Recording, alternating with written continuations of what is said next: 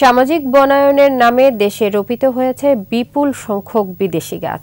সাময়িক লাভের আশায় প্রাকৃতিক বনাঞ্চল ধ্বংস করে গড়ে তোলা হয়েছে মনোকালচার বা একক কৃষি। এতে আর্থিক ক্ষতির পরিমাণ বিলিয়ন ডলারেরও বেশি। ভারসাম্যহীন জীববৈচিত্র্য। অঞ্চলভিত্তিক সবুজায়ন নীতিমালায় ব্যাপক হারে দেশজ গাছ লাগানোর পরামর্শ বিশেষজ্ঞদের। অপরিকল্পিত গাছ নিয়ে শিউলি শবনমের 2 পর্বের 21 স্পেশালে দ্বিতীয় পর্ব আছে। ওয়ালটন এয়ার কন্ডিশনার এক্সচেঞ্জ অফারে স্প্লিট এসিতে 23,000 টাকা পর্যন্ত নিশ্চিত ছাড়।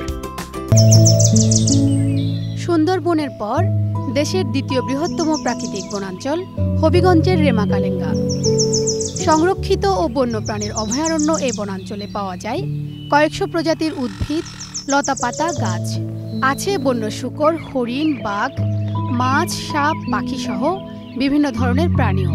কিন্তু এমন বৈচিত্র্যময় বনাঞ্চল ধ্বংস করে কক্সবাজারের রামু রাবার বাগান, সিলেটের চা বাগানের মতো স্থানে একক কৃষি ব্যবস্থাপনা গড়ে তোলা হলে তখনই প্রকৃতিতে ভারসাম্যহীনতা তৈরি হয় বলছেন বিশেষজ্ঞরা। বিদেশি প্রজাতির গাছ লাগালে সমস্যা কী হয়? তারা যেহেতু নতুন পরিবেশে আসে, তারা অ্যাগ্রেসিভ নেচারে থাকে। সে দ্রুত পানি শোষণ করবে, দ্রুত নিউট্রিয়েন্টস বেশি খাবে, মাঝে মধ্যে নেটিভের সাথে যুদ্ধ করার জন্য সে টক্সিক সাবস্টেন্স ছেড়ে দিতে পারে, কারণ তাকে টিকতে হবে। বাকিদেরকে, নেটিভদেরকে সে সেখানে জায়গা দেয় না। এর ফলে সুপেয় পানির সংকট, লবণাক্ততা, ভূমির অনুর্বরতা, ভূমিধস, নদীতে পলি জমা, বন্যাসহ বিভিন্ন দুর্যোগের মুখে পড়ে পুরো দেশ, যার আর্থিক ক্ষতির মূল্য অপরিসীম দাবি বিশেষজ্ঞদের। বড় বড় গাছগুলো কেটে, দেশি গাছগুলো কেটে আমি বিদেশি গাছ লাগা দিলাম, তাহলে আমার সকল লেয়ারের গাছগুলো সব কেটে ফেলতে হবে। একটা গাছের জন্য, মনোকালচারের জন্য জায়গাটাকে পরিষ্কার রাখতে হবে। এই সমস্যাগুলো আমি যদি ইকোনমিক যদি কনভার্ট করি, তাহলে এটার ক্ষতি হচ্ছে বিলিয়ন বিলিয়ন ডলার।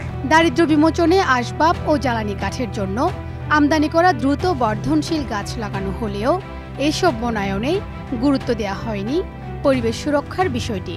ফলে গাছ কাটার সাথে সাথে ধ্বংসপ্রায় পশু পাখি, প্রাণ প্রকৃতি, মরুকরণের মুখে দেশ। আমি যখন একটা স্তর কাটব, সেখানে আরেকটা স্তর বাকি থাকবে, তাহলে এই স্তরে যে সকল পশু পাখি নির্ভর ছিল, এরা বাকিটাতে গিয়ে আশ্রয় নেবে। তাহলে এটা কাটার পর সেখানে গাছ লাগাই দিলাম, 2 বছর 3 বছরে তারপরের স্তরটা কাটলাম। এখন যেটা হচ্ছে, আমি গাছ লাগাচ্ছি 10 বছর মেয়াদে, 10 বছর পরে পুরো জায়গা আমি ক্লিন করে ফেলতেছি। তাহলে আমি কেয়ার করতেছি না সেখানে গাছের সাথে কি জড়িত ছিল। 15-20 বছরের গাছগুলি কাটা হচ্ছে, কিন্তু তার প্রতিস্থাপন কী হবে সেটি আর এই পরিকল্পনাতে যুক্ত না থাকাতে একটা মরুকরণের প্রক্রিয়ার মধ্যে ঢুকে পড়ছে। বিভিন্ন এলাকার মাটি ও প্রকৃতির ধরন অনুসারে গবেষণার মাধ্যমে সবুজায়ন নীতিমালা প্রণয়ন এবং শালসহ আদি বৃক্ষগুলো ফিরিয়ে আনার তাগিদ পরিবেশবিদদের। আমাদের একটা পরিকল্পিত সবুজায়ন নীতিমালা তৈরি করা দরকার। সেখানে প্রতিস্থাপন নীতিমালা, কর্তন নীতিমালা, কোন গাছ লাগাবো তার নীতিমালা, এবং কোথায় কীভাবে লাগাবো তার অভিভাবকত্ব কীভাবে হবে সেটা নির্ধারণ করা দরকার। প্রকৃতির ভারসাম্য রক্ষায় দেশ জুড়ে ব্যাপক হারে বিলুপ্ত প্রায় ঔষধি, ফলদ, বনজ বিভিন্ন প্রজাতির গাছ লাগানোর পরামর্শও তাদের। শিউলি শবনম, 21 টেলিভিশন, ঢাকা।